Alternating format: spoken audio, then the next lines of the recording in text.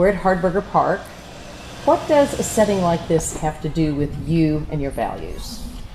Places like this are an example of how government and the public have to balance the growth that's happening in our community with very important assets that we sometimes take for granted, like green space. A lot of people know that what drives me and what brought me into thinking about public service is my family, particularly my young son. One thing I remember very clearly as a working dad was that my wife and I, when we had our first son, or when we had our son, Jonah, were so protective. So I chose to be a stay-at-home dad for the first year of his life as a working father, and it was one of the most treasured years of my life. Talk to me about your priorities. Well, in terms of infrastructure, we need to build a modern transportation system for the city of San Antonio, and not just place Band-Aids on bottlenecks. We certainly have to address the bottlenecks in town, and that's a first priority.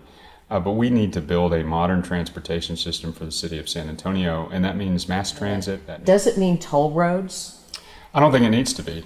In fact, I don't support toll roads if there are resources to pay for those roads. Would you advocate considering rail once again?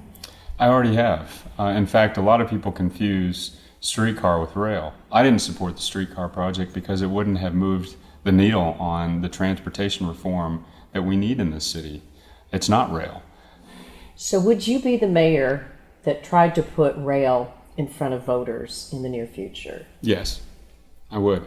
A transportation system that works. And here's the great thing. We can't do it unless the voters approve it. There is a level of concern right now because the homicide rate this past year was higher. That's not the direction you want it to go in. Right. What are your thoughts on that? Are you comfortable with what we're doing in terms of public safety in the community? And if not, what would you do to change it? One of the reasons why I voted against the police contract is that we need to get a structurally balanced contract so we can hire more officers. Right now we have one of the lower per capita officers per capita of any big city in the United States. That needs to change. San Antonio is going to add 1.5 million people in the next 35 years. If we're structurally imbalanced, it's going to prevent us from right-sizing the department. What does that mean? That you would make it more structurally balanced? And I'm not saying we cut salaries or cut needed health benefits, but when we have benefits that don't work, that are unnecessary, for instance, that are not covering things that are needed, then that's room for improvement. But look, all of these things are on the table. We just need to negotiate. I have one of my cousins is a police officer in Massachusetts, and he tells me he's patrolling the neighborhoods that he grew up in, and he tells me that's probably the most important crime prevention aspect of his job is that people know him, and he knows the people in the neighborhoods. They grew up together. You raised a lot of questions and concerns about the Vista Ridge pipeline. You ultimately voted to go forward with it, as did the other council members. How are you feeling about it now? Are you feeling like the Vista Ridge project is one that will benefit the city and you're comfortable with where we are? I'm not comfortable with where we are. I'm very concerned with where we are. In fact, we were presented with a contract that was fiscally responsible. It shifted risk away from the ratepayers of SAWS.